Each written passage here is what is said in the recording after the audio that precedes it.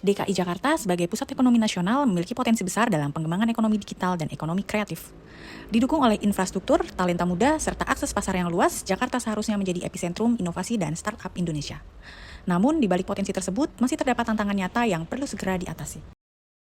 Pelaku usaha mikro kecil dinilai menjadi yang paling membutuhkan bantuan modal usaha. Suasana antrian panjang warga Kabupaten Sukabumi yang akan membayar pajak di Samsat Cibadak, Kabupaten Sukabumi. Transformasi digital menjadi suatu hal yang tidak dapat dielakkan. Slide ini menunjukkan hasil analisis APKL terhadap isu-isu ekonomi digital dan kreatif. Berdasarkan hasil penilaian skala Likert di kelompok kami, isu pertama atau tertinggi yaitu kurangnya daya dukung ekosistem startup dan ekonomi kreatif. Hal ini tentang belum optimalnya ekosistem startup dan kreatif seperti ruang usaha, modal usaha, komunitas pengusaha, dan lainnya. Hal tersebut menjadi hambatan utama untuk mendorong pertumbuhan ekonomi digital dan kreatif. Isu kedua yaitu sistem layanan dan SOP birokrasi belum adaptif terhadap model bisnis digital.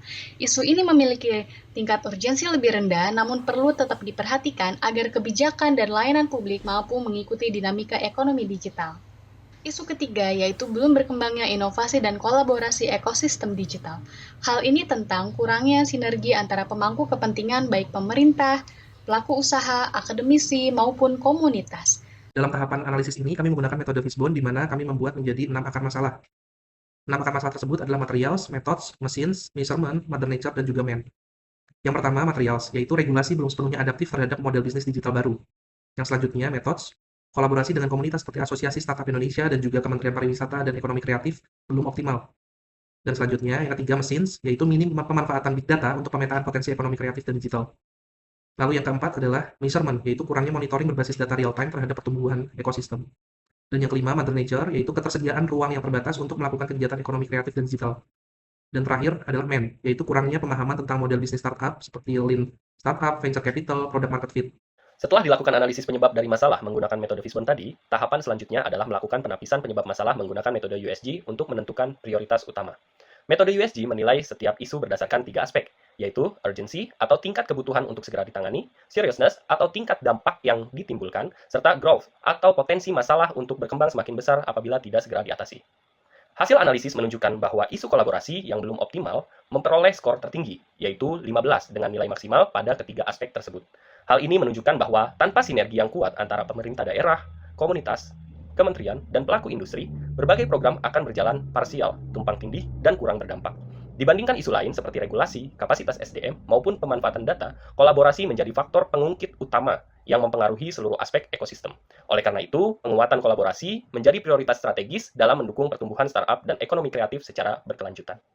Solusi pertama dan menjadi prioritas utama adalah penguatan lead sektor dan governance kolaborasi. Fokusnya adalah membangun sistem tata kelola kolaborasi yang terintegrasi melalui penetapan lead sektor yang memiliki kewenangan koordinasi yang jelas. Dengan adanya kepemimpinan yang kuat dan forum kolaborasi tetap lintas pemerintah, komunitas, dan industri, maka arah kebijakan, target kinerja, serta pembagian peran menjadi lebih terstruktur dan berkelanjutan. Solusi kedua adalah digitalisasi ekosistem kolaborasi. Melalui pengembangan platform digital kolaboratif, seluruh data startup, akses program, peluang pendanaan, serta kemitraan strategis dapat terintegrasi secara real-time. Hal ini akan meningkatkan transparansi, mempercepat komunikasi, dan memperkuat konektivitas antara pemerintah dan pelaku usaha. Solusi ketiga adalah penguatan program bersama berbasis co-creation. Pendekatan ini menekankan perencanaan dan pelaksanaan program yang disusun bersama antara pemerintah dan komunitas, sehingga kegiatan inkubasi, mentoring, dan promosi usaha benar-benar sesuai kebutuhan lapangan, serta meningkatkan rasa kepemilikan seluruh pemangku kepentingan. Dengan demikian, solusi penguatan lead sektor dan governance kolaborasi sebagai fondasi utama diharapkan mampu mendorong sinergi antara pemangku kepentingan agar berjalan lebih optimal, terarah, dan berkelanjutan, serta memberikan dampak nyata terhadap pengembangan ekosistem startup dan ekonomi kreatif.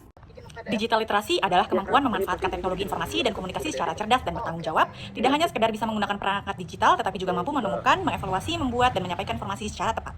Digital literasi mencakup 4 pilar utama: digital skill, yaitu kemampuan menggunakan perangkat dan aplikasi secara produktif; digital culture, yaitu kemampuan beradaptasi dan berpartisipasi dalam budaya digital yang positif dan inklusif; digital ethics, yaitu memakai dan menerapkan etika saat berinteraksi di ruang digital; serta digital safety, yaitu kemampuan melindungi diri dan data pribadi dari ancaman cyber. Dengan literasi digital yang kuat, kita dapat menjadi pengguna teknologi yang cerdas, aman, dan bertanggung jawab di era digital.